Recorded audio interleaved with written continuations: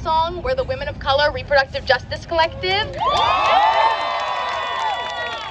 Thank y'all. We are a Southern-based organization, and we are the largest and first multiracial but always Black-led reproductive justice coalition fighting for reproductive justice. And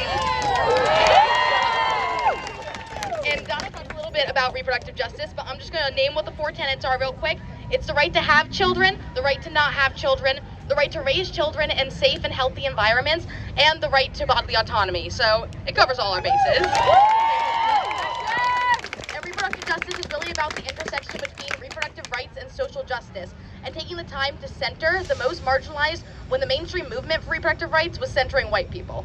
And so this morning at SisterSong, we turned our first meeting of the day into a time to just reflect and talk together. And we screamed, we cursed, we cried, and at the end we all grounded ourselves by doing a guided meditation together. And it was exactly what we needed, because today has been hard and there is so much hard ahead, but we know that this fight doesn't end today or ever. So I'd like to invite y'all to take a collective breath with me. I promise it'll feel good. So quick. All right, that's what I'm talking about. Thanks, y'all. The reproductive justice movement was created by Black and brown people for Black and brown people, because the mainstream movement for abortion was and is so focused on white upper-class women that it doesn't make space for the fact that for many of us, we've been living in a world without Roe v. Wade for a long time. For Black and brown folks, trans folks, low-income folks, people in rural communities, our access to abortion has been chipped away steadily, and we've always known that Roe v. Wade has never been enough to protect our right to choose, because legal choice without access is meaningless, and every abortion ban harms the most vulnerable people in our communities at an exponential rate. That's right! And can I just say real quick how annoying it's been all day to hear people say, like, oh, well, at least this will be good for the midterm elections. Like, at least, like, the good that is the narrative that proves that politicians plan policy around election cycles, not around people's needs. This potential policy change is violent and has the potential to take people's lives. And nothing was done until it's too late. Our bodies are not political pawns.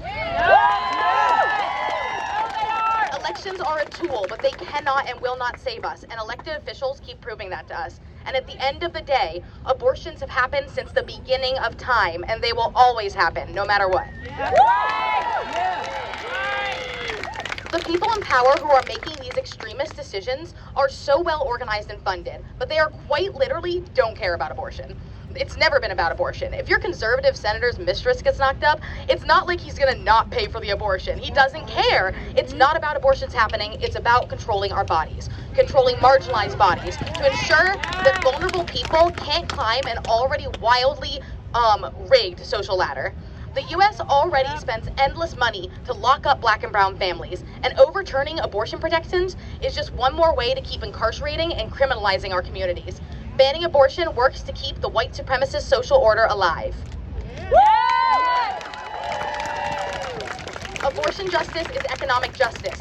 Funding abortions is radical wealth redistribution, and that's what they hate. Abortion justice is queer justice, and it's racial justice, and it's gender justice. And we need every single person from each of these movements at the front lines, because this is about all of us, and this impacts all of us. The last thing we did in our meeting this morning is talk about who we do this work for. And I want to invite all of y'all to think about that. For me, I'm showing up today for myself and my 2 sisters. We're 3 young women in our 20s, all trying to navigate love and sex in a world that constantly tells us that we don't deserve either. I'm showing up for all of my queer siblings who are repeatedly pushed to the sidelines of this movement. And to everyone who felt like today was the end, I promise you this is just the beginning, and we're gonna win this. Thank y'all.